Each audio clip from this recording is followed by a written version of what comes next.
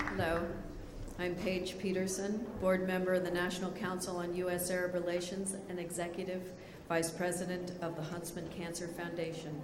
The Huntsman Cancer Institute in Salt Lake City, Utah is the largest genetic research hospital in the world, and we have discovered more cancer genes than any other hospital. I am very proud to introduce Executive Director of the Cancer Moonshot Task Force, Greg Simon.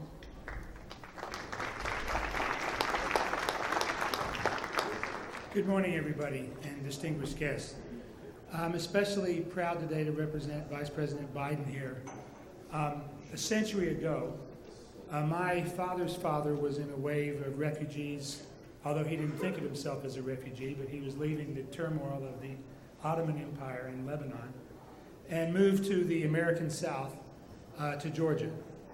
And as a century later, he met with, after being a considerably successful businessman and bringing his brother and his brother's wife over from Lebanon, suffered a 12-hour gun battle with anti-immigrant locals during World War I, which killed his brother and his brother's wife, wounded him, burned down his store, and he left to move to Arkansas, where my father was raised and I was born.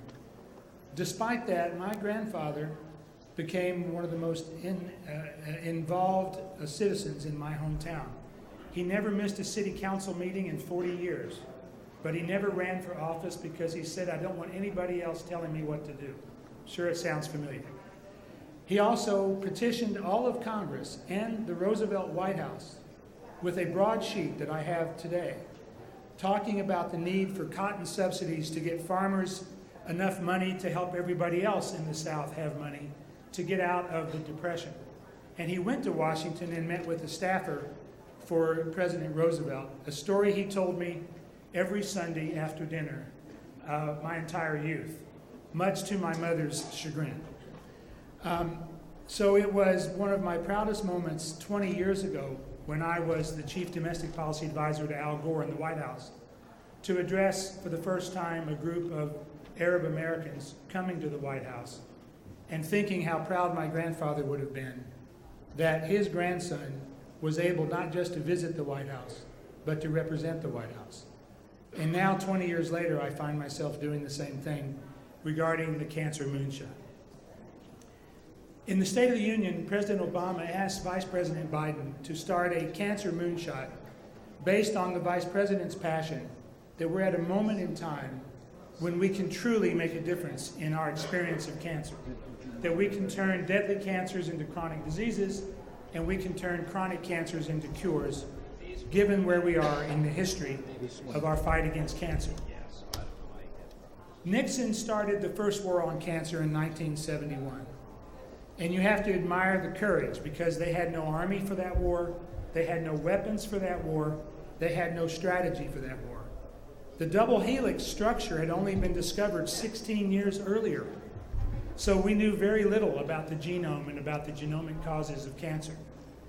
But today the world has changed. Today we have an army of scientists and patients. We have weapons of immunotherapy and imaging and new kinds of treatments for cancer. And what we need today is both a leader to marshal those resources and a strategy that's appropriate for the 21st century. And that's what Vice President Biden is bringing to that war. Someone who is committed to marshaling all of the resources of our country and the world to fight cancer, and to reimagine what our cancer system should be for the 21st century. The President's memorandum established a task force made up of government agencies that touch cancer in any way, which is about 20 different agencies, sub-cabinet agencies, and White House policy offices. He also created a blue ribbon panel under the National Cancer Institute that put together the scientific priorities for new funding in cancer and for new programs in cancer. Last Monday in the Oval Office, the Vice President met with the President to provide him the task force report, the Blue Ribbon Panel report, which had come out a few weeks earlier, and the Vice President's own executive report about his vision for where we need to go in our fight against cancer. So let me give you a few examples of what is going on in your government and how they relate to the world. and what we need to do next if we're really going to help people escape the scourge of cancer in their lifetimes. The point of the agency meetings, which I ran, we had every 2 weeks and work streams every week, was to reimagine the agency's relationship with each other, agency's programs, and the agency's relationships to the outside world. So as a few examples, the NIH is now working with over 20 pharmaceutical companies to work on so-called basic research, where you do not get a patent, but you learn things that help you guide your discovery later. To share that information rather than having 20, 30, 40 pharmaceutical companies all researching the same thing NIH is and wasting an enormous amount of people, time, money, and other resources. So they are working together to share that knowledge at the beginning of the process. At the same time, you know, when you go into a restaurant in the old days and you wanted to hear a song on a jukebox, you don't have to negotiate the license with Madonna or with Dave Matthews to get the song. That's already been done for you. Well, that's not the way it was in drug research. If you wanted to take a drug from one company and a drug from another company and do a combination trial, because that's where we're going, is combination therapies, you had to spend sometimes 1 to 2 years negotiating the right to use it, the intellectual property, who's liable if someone gets hurt, etc. Now, the National Cancer Institute has gathered the companies and brought 40 to 50 drugs into a formulary, a jukebox, where all of that's already negotiated. All of that's already done. All you have to do is say, I'd like a drug from column A and a drug from column B, and get your clinical trial approved, and the licenses are all set.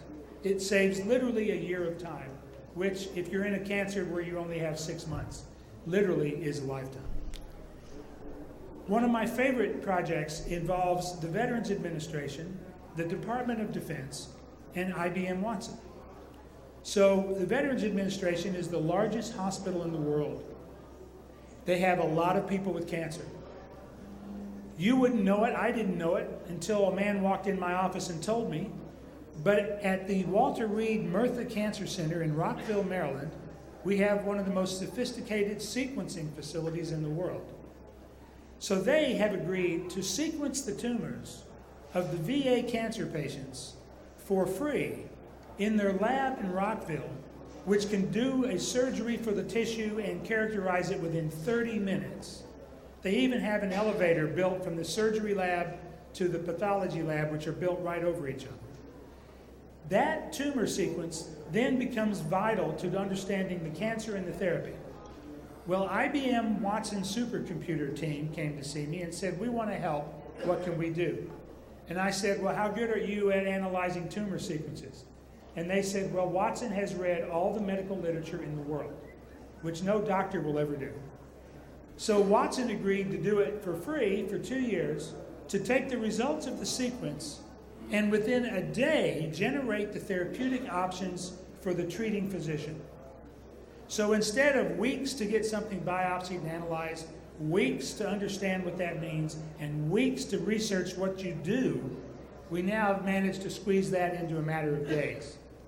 All because people wanted to be part of the Moonshot. At the same time, the Department of Energy has the world's most powerful computers.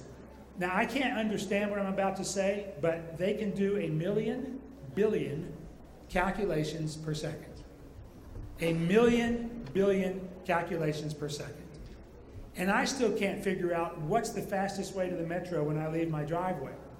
But somehow these computers are able to do that, and in a few years, they'll be able to do 1 billion computations a second. What's the point of that? Well, when you have enormous databases, the equivalent of 500,000 DVDs of data of human health, we will be able to see patterns we've never seen before, see causes we've never imagined before, and see new ways of treating it that we need that we never would have thought if we had gone on human scale, one person at a time. In Chicago, the vice president launched something called the Genomic Data Commons. When we sequence all these tumors, that data has to live somewhere.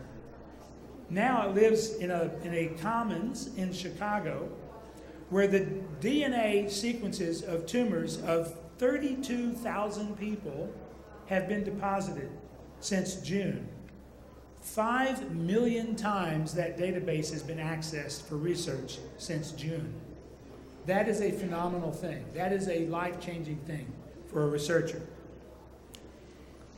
We all would prefer, I'm sure, to give a little blood rather than to get a biopsy, but the problem is that the cancer is easier to detect in the tissue than it is in the blood. We're changing that. We're doing something called blood profiling, the only kind of profiling I like, where we're learning how to find in the blood the offshoot of cancer cells that tell you if the cancer is growing, if the cancer is being wiped out by the system, or if you're about to have a tumor but we can't see it yet. That is a multi-year project involving pharma companies, data companies, universities, all kinds of researchers. And as Paige said, nobody has done more work in the genetic causes of cancer than the Huntsman Institute. The vice president visited there before I even joined the team back in early March, late February, and speaks about it all the time because of the incredible depth and breadth of the collection at the Huntsman Institute. And in fact, Ambassador Huntsman was at the vice president's home a week ago Monday on the evening after we delivered our report to the president, where the vice president had a reception to thank the people who had been helpful to him in the Moonshot effort. On the international level, the vice president attended a conference held at the Vatican last May, in which he laid out 5 principles for how cancer should be addressed by the world community. Number 1, we need a coordinated global effort on prevention to reduce tobacco use, to increase the vaccination rate for the human papillomavirus vaccine, which can eliminate 97% of cancers from the human papillomavirus, such as cervical cancer and oral cancers and throat cancers. We need to treat cancer with the same urgency that we treat infectious diseases. Every time an infectious disease comes around, the world unites around solving it. But cancer is the leading cause of death nearly everywhere and is not being treated with the same urgency. We need to share information not just across the street, institution to institution, but across borders, country to country. The most valuable asset we have is the patient, and the patient data is the most valuable resource from the patient. If we do not share this data, we will spend years in the wilderness, whereas sharing the data can lead to breakthroughs at an incredible rate, given our computing ability, our communication ability, and our ability to move ideas around the world literally at the speed of light. We need a standard database of languages. We take a cancer patient and one doctor describes the cancer in one way, another doctor in another. If you multiply that internationally, it is truly a Tower of Babel in medicine. If we did the same thing in finance, you would not be able to do a transaction anywhere except within your own bank, because banks can connect to any bank in the world because they have standard ways to describe everything. Whereas in medicine, we have no standard ways that have been adopted. We have no standard ways to determine how to take a tissue for research. The government spent $100 million to get tumor samples from 24,000 people for the original cancer genome study. Half of those samples were not useful, half of them, because of the way they had been collected. And the last thing we need to do from an international standpoint is to spend the kind of money on curing cancer that we're spending on treating cancer, and to realize how much we lose as a society, as an economy, to lives lost by cancer. A study done in 2000 at the University of Chicago estimated that if we cured cancer, the economic return to the United States alone would be $30 trillion of economic value from the lives saved, not to mention the emotional value. In the UN Global Assembly Week, the Vice President signed 10 memoranda of understandings with 7 countries to share patient data, to share proteomic and genomic data, to truly unite the world in this effort. And the countries involved are not just sharing their patient data, but are now starting to do outreach to the communities that are not located in our great cancer center cities or are not located at the great hospitals in the Middle East. We have to figure out how to provide the best care that you can get in the major cities to anywhere in the world. And that is a challenge that is difficult, but one that we can achieve. Finally, I want to talk 1 second about the Vice President's vision for the future. We are fighting the war against cancer with the strategy for the last war.